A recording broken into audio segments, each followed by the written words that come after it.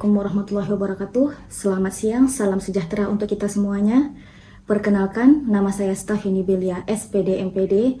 Saya merupakan salah satu dosen tetap di Universitas Nahdlatul Ulama Sumatera Barat dengan NIDN 1022069105. Adapun salah satu mata kuliah yang saya ampu yaitu Konsep Dasar IPA SDMI dengan bobot SKS 3 SKS.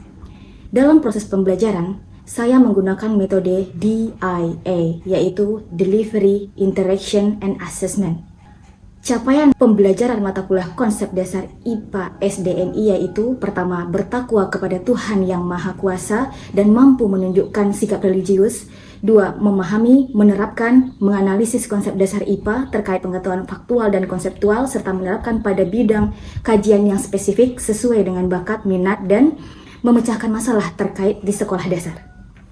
Hasil dari pembelajaran ini, mahasiswa diharapkan pertama, mampu menganalisis besaran-besaran fisis pada gerak lurus dengan kecepatan konstan, menganalisis perubahan materi dan pemisahan campuran dengan berbagai cara, kemudian menganalisis pengaruh kalor dan perpindahan kalor, menganalisis konsep energi, usaha, dan hubungan usaha dan energi, serta hukum kekekalan energi.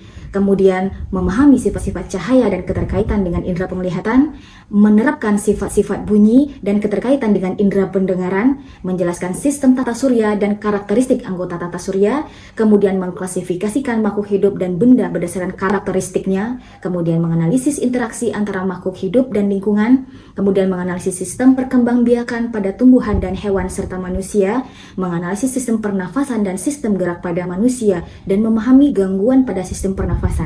Dilanjutkan dengan menganalisis sistem pencernaan pada manusia dan memahami gangguan yang berhubungan dengan sistem pencernaan. Adapun kajian teori dari mata kuliah ini yaitu yang pertama tentang gerak dan gaya, kedua tentang klasifikasi materi dan perubahannya, yang ketiga tentang suhu dan kalor, empat tentang usaha dan energi, yang lima cahaya dan optik, enam getaran, gelombang dan bunyi, yang ketujuh tata surya, yang kedelapan makhluk hidup dan keanekaragaman hayati, yang kesembilan tentang ekosistem, 10 tentang perkembangbiakan makhluk hidup, yang ke-11 tentang sistem pernafasan dan sistem gerak, kemudian dilanjutkan dengan sistem pencernaan, terakhir membahas tentang peristiwa alam. Sistem pembelajaran yang saya lakukan pada mata kuliah ini yang pertama yaitu diawali dengan melihat kesiapan siswa, dilanjutkan dengan mencek presensi, dilanjutkan dengan melakukan persepsi yang berfungsi untuk mengingatkan kembali materi-materi sebelumnya yang sudah dipelajari oleh mahasiswa. Kemudian setelah dilakukan persepsi, dilakukan motivasi terkait materi yang akan dipelajari agar perkuliahan menjadi lebih fokus dan terarah. Dalam pembelajaran, saya melakukan brainstorming dan menggunakan metode cooperative learning. Dengan menggunakan metode ini diharapkan mahasiswa dapat menciptakan lingkungan pembelajaran yang kondusif, bebas, dan terbuka, serta mendorong setiap mahasiswa untuk berperan secara aktif. Mahasiswa dilibatkan secara aktif bekerja sama baik dalam diskusi kelas ataupun diskusi kelompok sehingga capaian pembelajaran bisa terpenuhi. Selanjutnya, saya akan mencoba untuk mengetahui pemahaman masing-masing mahasiswa terkait proses pembelajaran, yaitu melalui memberikan latihan dengan memberikan tugas terstruktur dan juga melakukan presentasi. Itulah gambaran dari pelaksanaan pembelajaran untuk mata kuliah konsep dasar IPA SDMI. Kemudian untuk delivery. Dalam proses penyampaian materi mahasiswa, adapun rujukan pembelajaran yang digunakan sebagai bahan ajar adalah salah satu buku ajar yang menunjang keterlaksanaan pembelajaran yang saya susun secara mandiri berdasarkan RPS, yaitu Rencana Pelaksanaan Semester, yang berjudul tentang konsep dasar IPA di sekolah dasar. Kemudian saya juga menggunakan media online yang digunakan untuk mencari topik yang menarik dan terkait dengan materi perkuliahan yang bisa dijadikan bahan diskusi terkait materi perkuliahan tersebut. Selanjutnya, dalam perkuliahan saya juga menggunakan saluran komunikasi yang saya gunakan yang pertama yaitu menggunakan WhatsApp group yang dalam hal ini dilakukan untuk berinteraksi secara langsung dengan mahasiswa dalam menjelaskan hal-hal terkait dalam pembelajaran atau terkait dengan kendala-kendala selama proses perkuliahan. Dilanjutkan dengan pelaksanaan asesmen dalam pembelajaran. Dalam perkuliahan ini, Saya sudah jelaskan dengan mahasiswa di awal pertemuan bahwasannya ada beberapa kategori asesmen dalam pelaksanaan mata kuliah. Yang pertama yaitu dengan memberikan bobot-bobot terhadap aspek atau spesifikasi tertentu. Yang pertama, ujian akhir semester 25%, ujian tengah semester 25%, tugas 20%, kehadiran 10%, keaktifan mahasiswa 20%. Selanjutnya saya akan menampilkan proses pembelajaran saya di kelas untuk mata kuliah konsep dasar IPA SDMI secara tatap muka. Selamat menyaksikan. Assalamualaikum warahmatullahi wabarakatuh. Waalaikumsalam warahmatullahi wabarakatuh. Selamat pagi mahasiswa sekalian. Pagi, Bu. Bagaimana kabarnya mahasiswa Ibu hari ini? Baik, Bu. Baiklah, hari ini alhamdulillah kita masih diberi kesempatan untuk tetap melaksanakan perkuliahan untuk mata kuliah konsep dasar IPA di sekolah dasar. Seperti biasa, sebelum kita mulai perkuliahan pada pagi hari ini, kita mulai dulu dengan berdoa kepada Nur Fadilah, dipimpin teman untuk berdoa bersama-sama. Baiklah, sebelum memulai pembelajaran, alangkah baiknya kita berdoa terlebih dahulu. Berdoa di dalam hati masing-masing, mulai.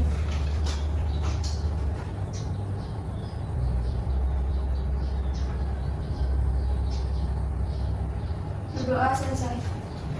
Alhamdulillah, sebelum kita mulai perkuliahan hari ini, Ibu mencek dulu presensi attendance list mahasiswa Ibu hari ini. Bagi yang namanya terpanggil, tolong dijawab ya. Aprilia Tiara, Hadir, Bu. Atika Salma, Hadir, Bu. Fisti Hidayah, Hadir, Bu. Gita Dasepta, Hadir, Bu. Kamila Octavia, Hadir, Bu. Latifah, Hadir, Bu. Nur Aliza, Hadir, Bu. Nur Hasanah, Hadir, Bu. Nur Fadila, Hadir, Bu. Nur Syah Putri, Hadir, Bu. Silvi Mardayanti, Hadir, Bu. Cynthia Rahmatika, Hadir, Bu. Siti Rohaini, Sakit, Bu. sakit. Yang minta izin tadi siapa ya? Dia kan? Siti, Bu. Ada ya? Tahlia Ramadhani, Hadir, Bu. Tiani Sarube, Hadir, Bu. Julia Asmara, sakit ya. Baiklah, presensi udah Ibu cek. Hari ini kita melanjutkan materi kita. Kita masuk ke materi kita hari ini. Coba kita review ulang dulu materi kita sebelumnya. Coba siapa yang masih ingat apa materi kita sebelumnya? Coba dong Fadila. Jadi sebelumnya itu tentang gaya, Bu. Tentang gaya. Oke, siapa yang bisa menjelaskan dulu? Gaya itu apa? Siapa yang masih ingat lagi? Gaya itu apa? Coba dong Fadila. Gaya itu adalah tarikan dan dorongan yang bekerja pada suatu benda. Nah, kata Nur Fadila, gaya itu adalah tarikan atau dorongan yang bekerja pada suatu benda. Semuanya setuju? Setuju. Sekarang, bicara tentang gaya, kalian masih ingat tidak? Macam-macam gaya itu apa saja? Macam-macam gaya. Dari pengertian tadi, apa saja macamnya? Coba, satu gaya apa? Gaya tarik. Gaya tarik, apa lagi? Gaya gesek. Gaya dorong, apa lagi? Gaya gesek, apa lagi? Gaya. Gaya pegas, ada. Gaya apa lagi? Gaya gravitasi. Gaya gravitasi. Dari beberapa contoh tadi berarti kita bisa mengkategorikan gaya itu ada yang bisa disentuh, ada yang tidak bisa disentuh. Itu sedikit review kita tentang materi kita sebelumnya. Hari ini seperti yang sama-sama kita udah lihat ya. Sebelum kita bahas tentang usaha dan energi hari ini, coba Ananda perhatikan dulu. Gambar berikut terlihat sampai belakang. Coba Atika, apa yang terlihat pada gambar satu? Gambar satu itu seperti gaya dorong. Bapak-bapak jualan dorong. Bapak-bapak lagi jualan dorong gerobaknya. Iya. Yang kedua, coba Latifah, apa yang nampak di sana? Gambar yang kedua nih. Mendorong mobil yang sedang Beberapa ibu membantu bapak-bapak yang sedang mati mobilnya di jalan, mereka secara bersama-sama ya kan. Yang ketiga, coba Adur Aliza, gambar ketiga apa yang nampak? seorang bapak yang sedang berusaha menaikkan atau mendorong apa dia? Piper kayaknya. Kayak box ya, mendorong box untuk masuk ke dalam truk itu dalam kondisi tidak datar ya kan, dia menggunakan medianya ada papan miring. Oke, dari gambar 1, gambar 2, gambar 3, kira-kira apa yang bisa kalian simpulkan dari ketiga gambar ini? Mereka kira-kira sama-sama melakukan apa? Sama-sama melakukan usaha? Dari mana tahu dia melakukan usaha? Karena yang didorongnya berubah posisi. Yakin sedang berubah posisi dia? Yakin berubah posisi dia? Ya, dari gambar di sini kita melihat nih ada bapak-bapak yang lagi mendorong, ya kan? Kita tadi udah bahas juga, ternyata tarikan dan dorongan yang bekerja pada suatu benda menyebabkan suatu benda bisa berpindah atau bergerak. Gambar satu kita lihat, biasanya kalau abang-abang yang jualan bakso itu pasti dorong, ya kan? Bergerak. Ya kan, yang kedua, ternyata kalau mendorong itu tidak harus dilakukan oleh satu orang, bisa dilakukan oleh beberapa orang. Sebelumnya kita udah bahas, ternyata gaya itu bisa dilakukan oleh satu tunggal, bisa oleh beberapa orang, ya kan? Namanya resultan gaya. Yang ketiga, ternyata ada seorang bapak-bapak, dia mendorong box tapi dengan bidangnya yang tidak horizontal, yang tidak datar, ya kan? Ternyata di sini juga akan mempengaruhi bagaimana dia akan terasa semakin berat, enggak semakin berat ya, karena semakin kita mendorong sesuatu pada bidang datar dengan mendorong sesuatu pada bidang miring, semakin tinggi ya akan terasa semakin berat. Oke, jadi di sini bisa kita lihat bahwasannya beberapa orang ini melakukan gaya terhadap benda menyebabkan benda itu berpindah. Dari yang kita simpulkan tadi, itu yang akan kita bahas hari ini, yaitu tentang materi usaha dan energi, yaitu bagaimana cara seseorang yang melakukan gaya tidak harus selalu orang, ya kan? Apapun itu yang bisa menyebabkan suatu benda itu berpindah atau bergerak. Gaya itu kan ada 4 ya efeknya ya. 1, menyebabkan benda itu bergerak. Yang kedua, bisa menyebabkan benda itu berpindah arah. Ya, misal nih, kita mau lemparnya ke sana, tapi kalau kita lempar ke belakang, kalau kita putar dia akan berubah arahnya. Jadi efek suatu gaya terhadap suatu benda tidak harus selalu menyebabkan dia hanya berpindah saja. Berpindah ada bernilai positif, ada bernilai negatif. Di sini pada hari ini kita akan membahas tentang materi usaha dan energi. Ada beberapa aspek yang akan kita jelaskan pada hari ini. Yang pertama, Ibu harapkan pada hari ini kalian dapat memahami konsep usaha dalam konteks mekanika atau gerak. Yang kedua, kalian mampu menentukan besar dari usaha terhadap suatu gaya. Yang ketiga, kalian mampu menjelaskan hubungan antara usaha dan energi. Yang keempat itu kalian bisa mengidentifikasi macam-macam dari energi. Terakhir nanti baru kita menyelesaikan soal-soal, ya kan? Yang namanya menjelaskan suatu konsep harus dijelaskan juga dengan contoh-contoh soalnya, bentuk nyatanya. Tadi kita sudah sama-sama bahas juga ya, bahwasannya kapan seseorang itu dikatakan melakukan usaha? Kapan? Apakah sama istilah usaha dalam kehidupan sehari-hari dengan usaha yang kita atau berikan dalam materi kita hari ini? Sama tidak? Bisa kalian dikatakan, saya ingin mendapat nilai yang tinggi, maka saya berusaha belajar dengan rajin. Apakah itu termasuk kata usaha dalam IPA atau fisika? Apakah sama konotasi katanya dengan usaha yang kita bahas hari ini? Tidak. Ya, usaha dalam kehidupan sehari-hari itu, usaha dalam bahasa Inggris apa? Apa? Kalau usaha, try.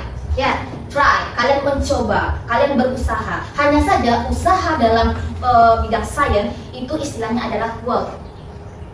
Work, usaha.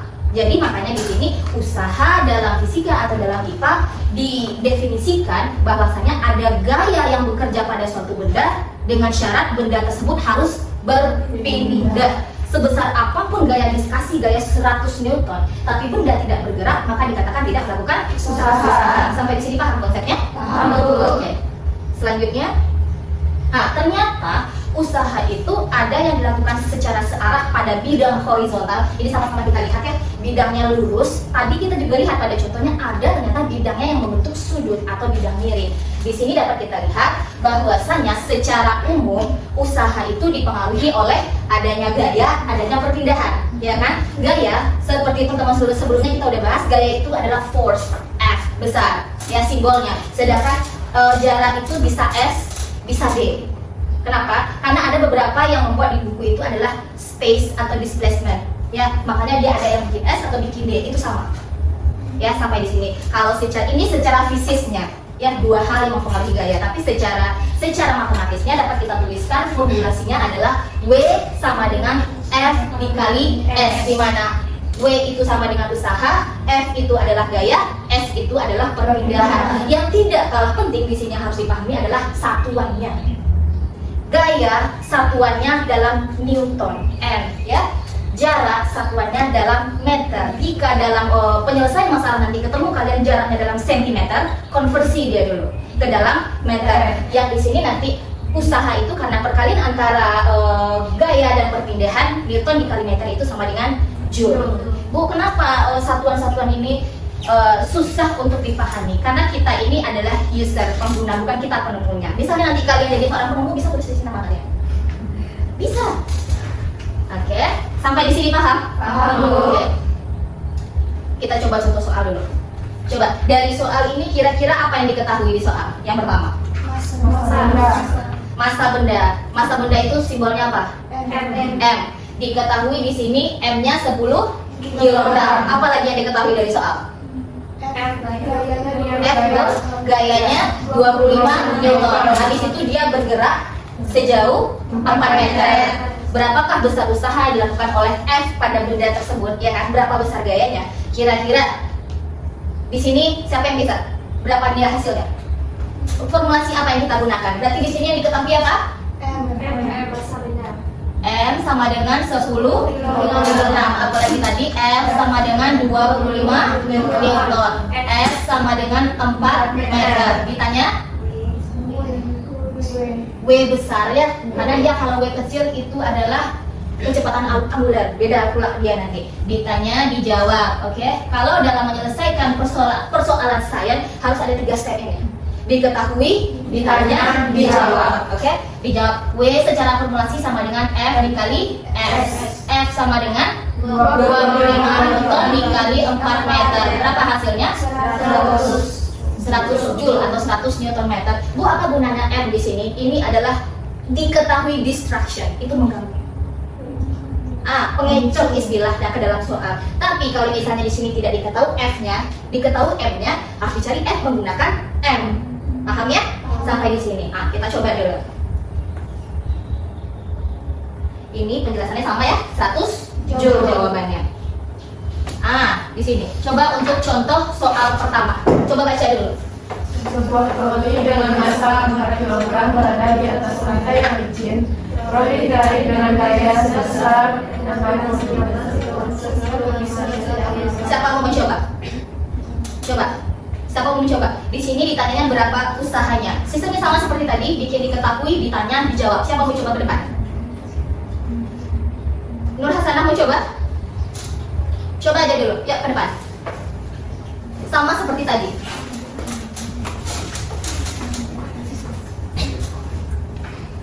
Kita sama-sama evaluasi ya. Kalau misalnya ada kurang atau apa nanti boleh ditambahkan. Kita kan sama-sama belajar di sini biar sama-sama tahu.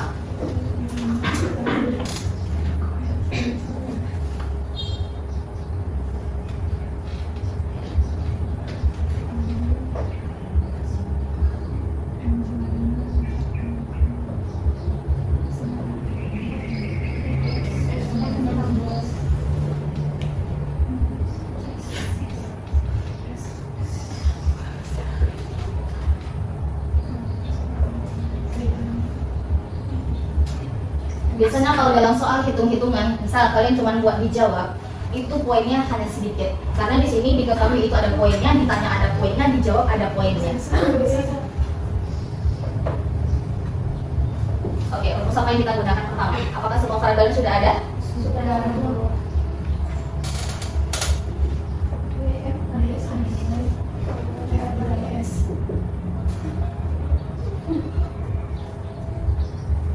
F-nya berapa?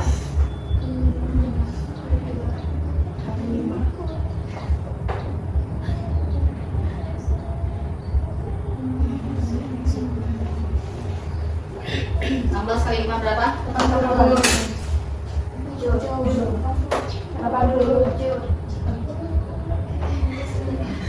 Oke, ke sana. Gak apa-apa, kita sama-sama belajar di sini.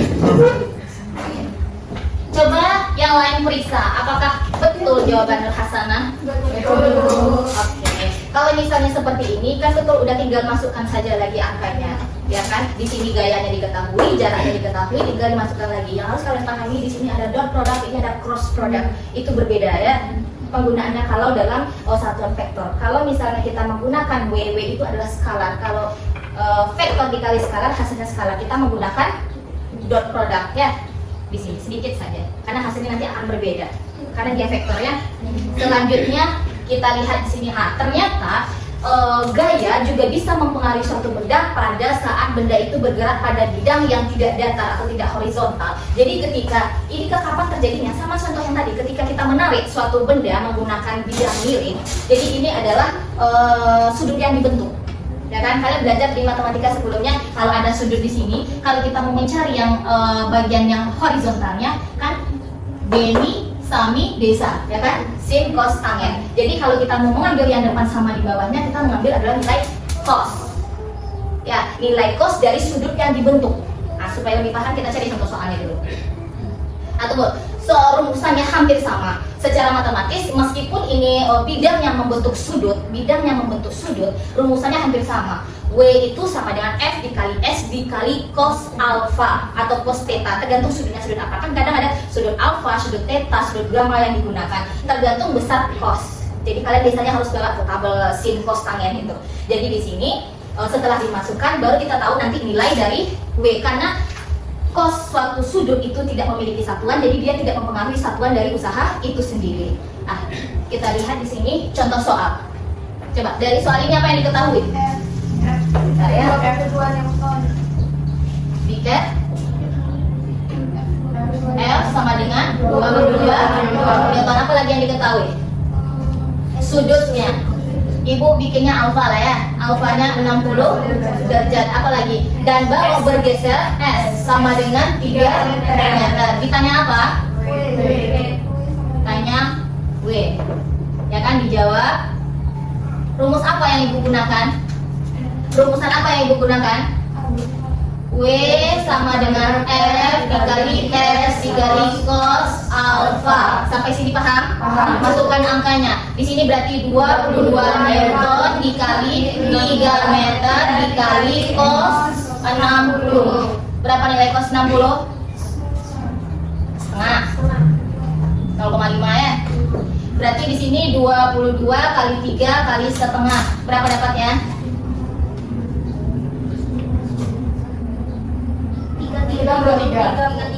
33 apa? Jujur. Coba kita cross check salah atau tidak. Sama? Sama. Jadi ketika kalian ketemu soal yang membentuk sudut nanti pada bidang alasnya, kalian harus tahu nilai cosnya. Ah, ada latihan satu lagi nih. Siapa mau coba? Ya. Kita lanjutkan dulu ya. Seperti yang kita bahas tadi, seperti yang kita bahas sebelumnya, bahwasannya usaha, ada istilah usaha, ada istilah energi pula di sini. Apa hubungan antara usaha dengan energi? Energi itu apa? Kekuatan, ya bisa. Endurance, ya kan, kekuatan. Di sini energi itu apa kaitannya dengan usaha? Apa hubungannya? Tadi antara gaya dengan usaha kan ada, ya kan? Kalau untuk melakukan usaha itu perlu gaya. Yang di sini gue tanya, ternyata usaha dan energi itu juga ada korelasinya. Apa hubungannya? Coba dong Fadila. Besar kecilnya energi mempengaruhi usaha. Besar kecilnya energi mempengaruhi usaha. Di sini energi yang mempengaruhi usaha atau usaha yang mempengaruhi energi? Energi yang mempengaruhi. Coba, usaha yang mempengaruhi energi atau energi yang mempengaruhi usaha? Energi itu adalah kemampuan untuk melakukan usaha. Berarti energi yang menyebabkan usaha itu berubah. Ya, kalau mau usaha energinya besar, usahanya juga diperbesar. Berarti dia hubungannya adalah hubungan linear, sama. Mau memperbesar energi, perbesar usaha. Memperbesar usaha, perbesar energi. Nilainya sama. Ya, kalau secara harfiahnya, coba kalian perhatikan ini ya. Berarti di sini apa katanya? Supaya meriamnya bisa lontaran semakin jauh, maka energinya juga harus semakin besar, ya kan? Kalau misalnya Messi yang taruh di meriamnya besar, maka dia akan bisa melontarkan meriam itu semakin jauh, semakin besar usaha yang dilakukannya. Berarti di sini korelasinya seperti yang kita jelaskan tadi ya, besarnya energi mempengaruhi usaha. Nah, coba ternyata energi itu secara sains sifatnya adalah kekal. Apa itu kekal?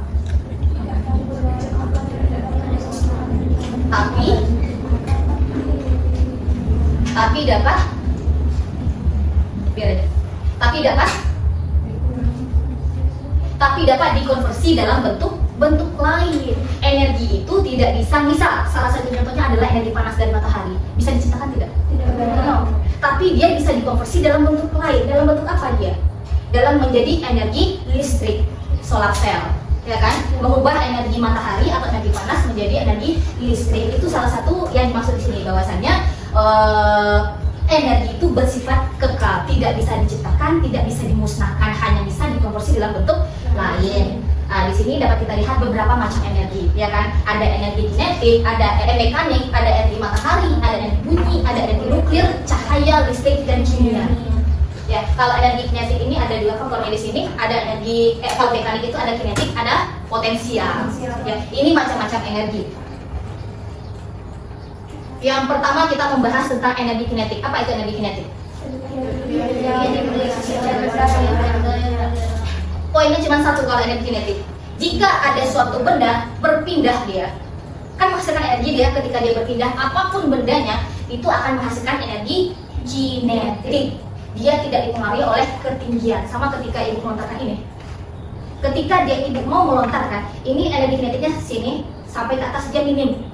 Ya, nilai energi kinetik itu berbanding terbalik dengan energi potensial. Semakin tinggi suatu benda, energi kinetiknya semakin kecil, energi potensial semakin tinggi.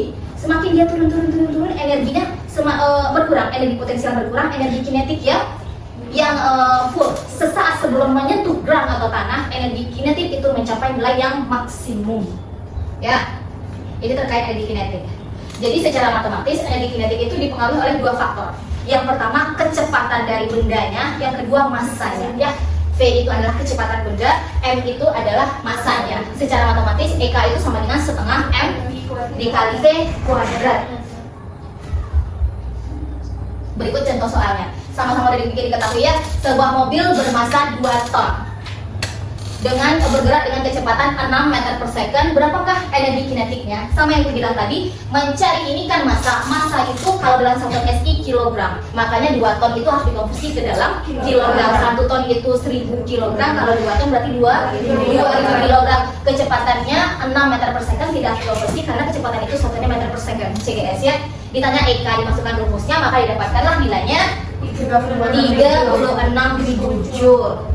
Yang penting di sini tidak boleh satuannya di luar ini. Massa harus dalam kilogram, kecepatan harus dalam meter per second. Paham ya? Karena nanti itu akan mempengaruhi joule. Joule itu adalah kilogram meter kuadrat per second kuadrat. Yang kedua, kita membahas tentang energi potensial. Tadi juga dibahas. Energi yang ditimbulkan oleh ketinggian suatu benda itu disebut dengan energi potensial. Ketinggian atau kedudukannya semakin tinggi posisinya dari ground, maka energi potensialnya akan semakin tinggi atau semakin besar. Di sini dikategorikan menjadi dua ya. Energi potensial itu ada dua. Ada energi potensial yang dipengaruhi oleh gravitasi, makanya semakin tinggi dia, maka nilainya akan semakin besar karena dipengaruhi oleh gravitasi. Ya kan. Yang kedua energi potensial pegas. Pernah kalian melihat pegas per? Yang semakin ditarik dia ke bawah, masanya semakin besar, maka energi potensialnya akan semakin besar pula. Di sini dapat kita lihat secara matematis ini ya. EP itu adalah energi potensial, M itu massa, G itu gravitasi, H itu ketinggian, G itu nilainya konstan, 9,8 meter per second kuadrat. Kenapa? Karena gaya gravitasi yang dimaksud di situ adalah gaya gravitasi bumi, nilainya konstan. Kalau di soal biasanya ditulis 10 meter per second kuadrat supaya tidak susah. Jadi di sini secara matematisnya udah sama-sama kita lihat, EP itu sama dengan M dikali G dikali H. Baik, itu sekian materi kita hari ini. Kita udah bahas tentang materinya, kita juga udah simpulkan sama-sama. Selanjutnya, pertemuan selanjutnya kita akan membahas tentang materi pesawat sederhana. Nanti mahasiswa ibu semua baca-baca lagi di rumah. Masih ada pertanyaan? Baik, sekian perkuliahan kita untuk hari ini. Semoga bermanfaat. Billahi taufiq wal hidayah. Assalamualaikum warahmatullahi wabarakatuh. Waalaikumsalam warahmatullahi wabarakatuh. Demikian video pembelajaran ini saya persembahkan dalam unjuk karya PPD UKTPT. Semoga bermanfaat dan untuk mahasiswa dan umumnya untuk masyarakat luas. Billahi taufiq wal hidayah. Assalamualaikum warahmatullahi wabarakatuh.